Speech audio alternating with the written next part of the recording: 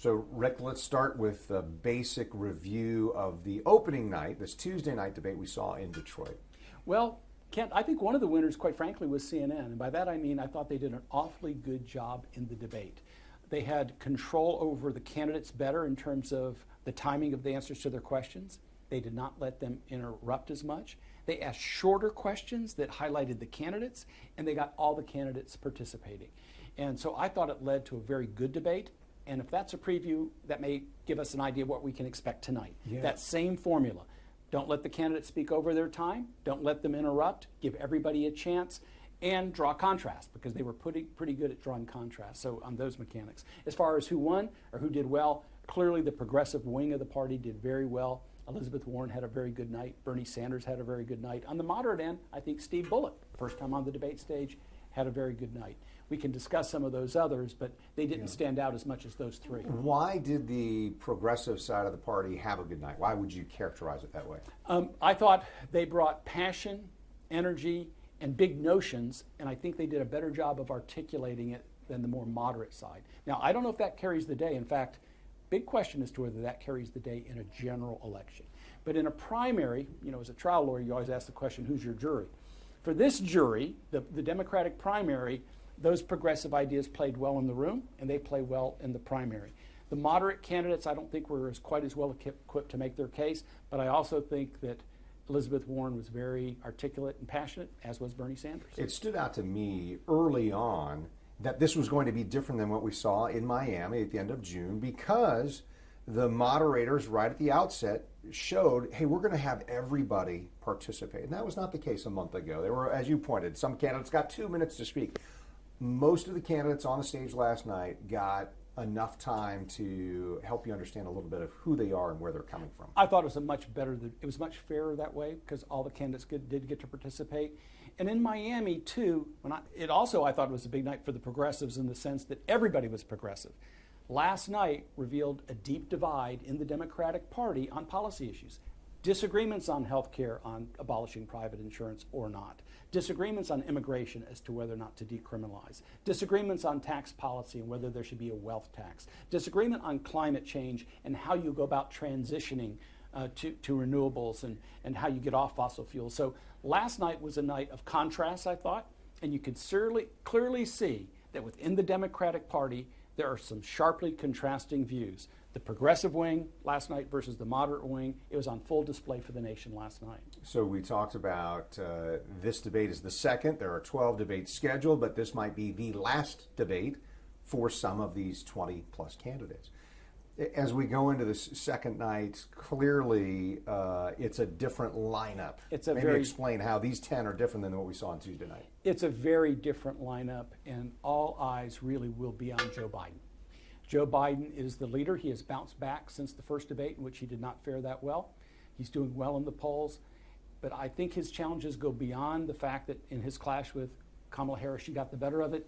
It goes to whether Joe Biden has the energy and the engagement. Last night, for nearly 2.5 hours, you saw 10 people very engaged in a highly energetic debate. Joe Biden has to demonstrate that he has the energy and the passion and the engagement to pull this off. Also tonight, you can expect a lot of incoming. This was not a good draw for Joe Biden. He's got a number of people that are going to be coming after him. So the eyes in this debate, first and foremost, as you might expect, will be on Joe Biden. So everybody always goes after the front runner, whoever is leading the polls. But why is this different? Why is Joe Biden a target for the other 9 who will be on the stage? Well, a couple things. First of all, the moderates that are more aligned with Joe Biden were primarily on night one. And so Joe Biden is the leader of the more centrist group. He is that leader. And those people who would reinforce what he's going to be saying will be in short supply tonight. Maybe Mr. Bennett, the senator, but others will not be there. The other part, of course, is that Joe Biden is the leader, and that's who you're going to go after. And others on that stage saw that Kamala Harris was successful in the first debate, and I think many others will be tempted to do the same thing. I expect there will be clashes. Clashes on health care tonight between Harris and Biden. Clashes on race, and race will be a big topic tonight, particularly with Cory Booker and Biden. Clashes on immigration, particularly between Julian Castro and Biden. Julian Castro, who's in favor of decriminalizing illegal entry into the country.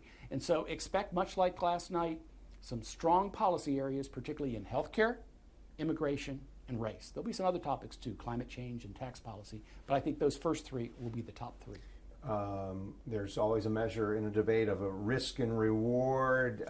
Who can gain the most? Who stands to lose the most? Where do we sit when we've already had this first night, now going into the second night, because a lot's on the line for all 20 of those candidates. There's a lot on the line tonight for all 10. There's no doubt about it. Some of them, we say there's 12 debates. Well, really tonight could be the last debate for many on that stage tonight. They need to find their way onto the debate stage on September 12th, which is less than 45 days from now in Houston. And for many of them, that may encourage them to take some risks. And some of that risk, most likely target will be Joe Biden. A good example of that is Senator Gillibrand. She's not shy, but she's also trailing in the polls. You can expect that she may be pretty aggressive tonight. You can see some of the other candidates. Mayor de Blasio from New York. He's polling very, very low numbers. He's articulate. He's a big presence. He's from the progressive wing. Clearly not shy. And not shy either. So you can expect some of those candidates struggling to survive to maybe take a shot tonight. But you can also expect that for those candidates, they're doing well. And the top two clearly are Joe Biden and Kamala Harris. And just beyond that, of course, is Cory Booker and some others that are starting to come on. I expect it to be a night where you could see some sharp contrast. And by the way, CNN did a good job last night, and I expect them to do tonight the same thing of setting up that contrast. Don't be surprised to hear that CNN bring up the 1994 crime bill and criminal justice reform and pose a question to, so Mr. Biden, what about that? Or so Mr. Booker, you've been critical of Joe Biden on this issue. What do you have to say about that? They set up those contrasts. They do it with short questions. I thought it was pretty effective last night. I think it can be effective again tonight. Yeah, is there somebody on stage that you think needs to swing for the fences, needs to make such a big impact in this debate tonight in order to stay in the race? Well, I'll tell you who that's not. That is not Kamala Harris, and that is not Joe Biden. But there are some people that need to get some legs. One of those is Cory Booker, who's doing well, but he needs to do better. He needs to catch some momentum. Julian Castro had a very good first debate, but really it was short-lived. It kind of got stepped on by the second night, and he really hasn't benefited as much as he had hoped. So this is a big, big stakes for him. I think you're going to see some interesting candidates tonight. Yang, for example, they only got 2 or 3 minutes in the first debate. I expect him to get much more time tonight. So overall, Michael Bennet, I thought, had a pretty good first debate. He's a more centrist candidate. He's one of those ones who will be struggling to stay on the debate stage. Senator Gillibrand struggling to stay on the stage.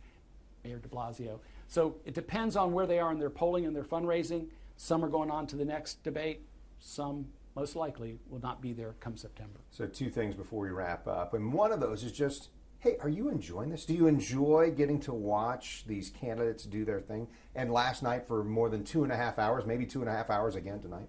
Absolutely. I really do enjoy it. And I do want to make a comment in defense of all 20 candidates if I can. I think it's the pundits want to get real critical of this performance and that performance and who won and who lost. What I saw last night and what I've seen in the prior debates is some very talented people who are very articulate, who go on live television in front of millions of people and in an instant are able to address such significant policy issues, and then they get criticized about what they might have said. So overall, I enjoy it. I enjoy the policy issues. I enjoy the strategy. And that'll be on display tonight. One last note on Joe Biden. I think he runs a risk when he says he won't be as polite as the first debate. I think it's more important for him to be engaged and energetic than for him to have elbows out.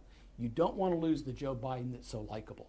One of the most important pieces of this is being yourself, being who you are, but be a passionate self and be a person who's engaged. So it'll be interesting to see what he does tonight. But yes, I'm looking forward to it, and I enjoyed the debates. All right. So something to look forward to is Thursday morning, 7:15 on the morning show. Rick will have analysis of tonight's debate with our morning show team. Thanks, Rick. Thank you.